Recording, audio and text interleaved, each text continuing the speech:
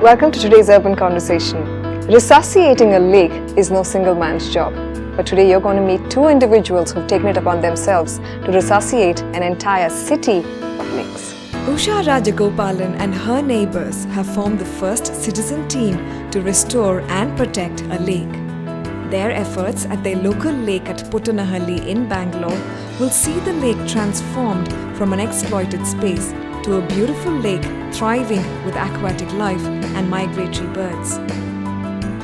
Supporting the work of individuals such as Usha is Arbind Gupta's bcity.in.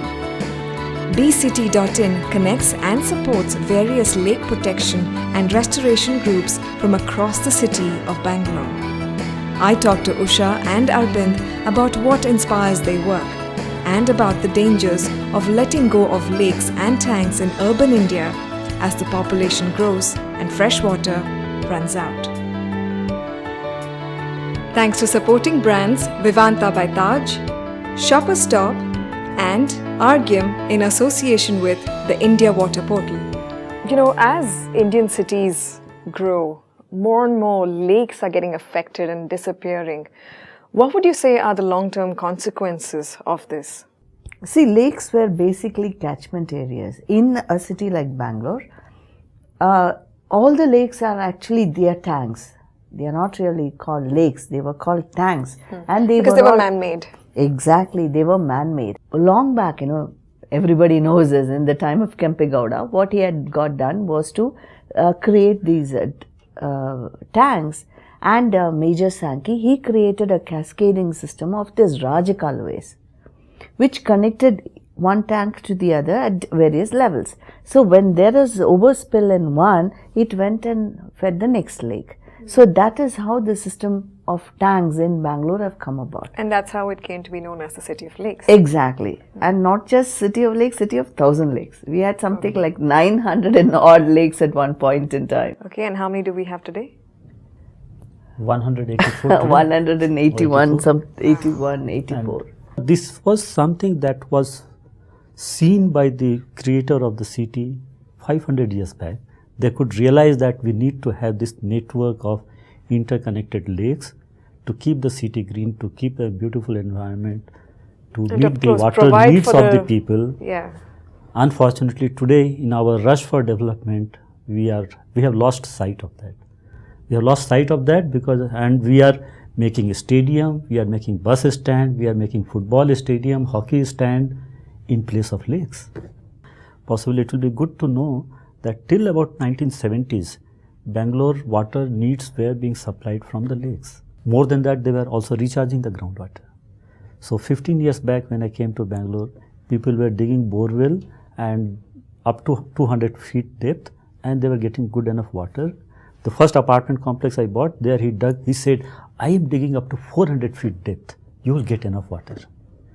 Now that is gone. That has dried up. People are digging to 700, 800. People are going up to 1,000 feet. Now what is happening is, on one end, we are removing the sources which will recharge the water.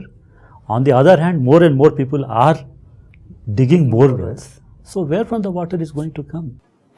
This brings me to the next question, which is both of you have been doing a lot of work with lakes in the city of Bangalore. Usha ma'am, you in particular have been working on a specific lake, Puttanahalli Lake, and trying to resuscitate it. And Arbind, you've been looking at connecting communities that are working to resuscitate various lakes in Bangalore and empowering them with information.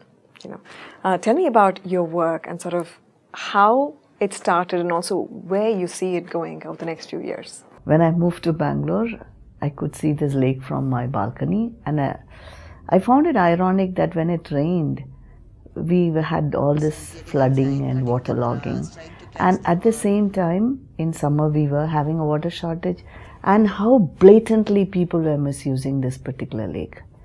So for about a couple of years, I waited for someone else to take up the lake for restoration, and when that didn't happen, I decided to do something about it myself.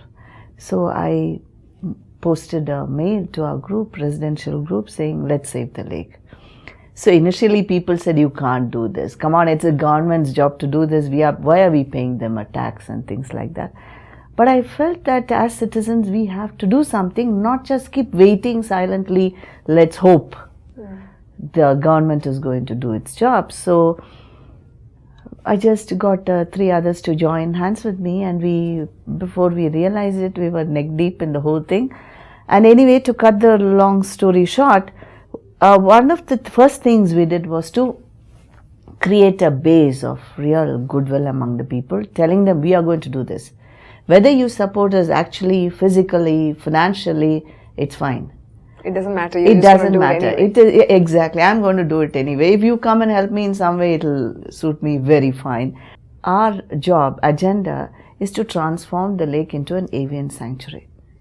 Whatever it takes, whether we get in clean water, whether we ensure that there is no sewage coming in, the kind of trees we plant, the kind of shrubs we plant, how we protect the lake from people who are bent on misusing it.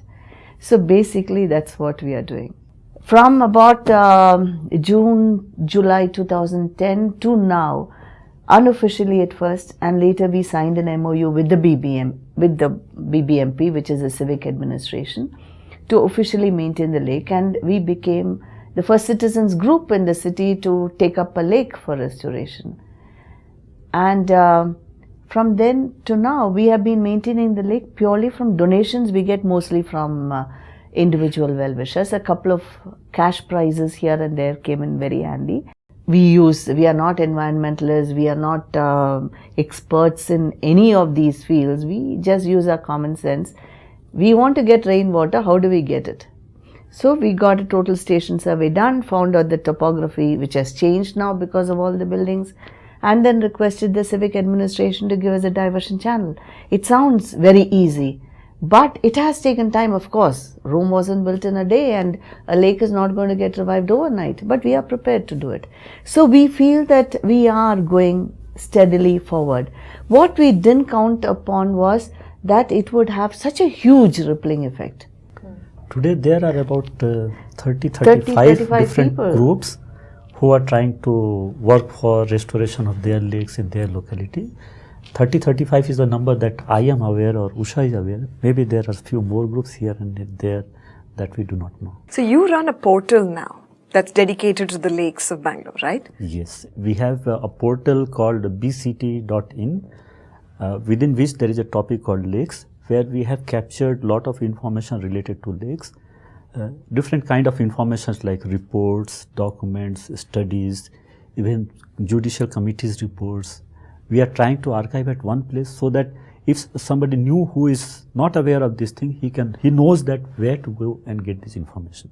So what we are also doing is, we have identified few people who have knowledge, deeper knowledge, expertise knowledge in select areas, and bringing them together along with a representative from different locations, geographical locations within the city of Bangalore, to form some kind of core group which can help in coming out with certain models, certain suggestions, certain solutions which others can utilize. Also, lake teams will be able to get some kind of support which otherwise they were not getting. They were always feeling isolated, that what do I do? I mean, Usha and other people in her team had a lot of passion to continue, but many people may not have.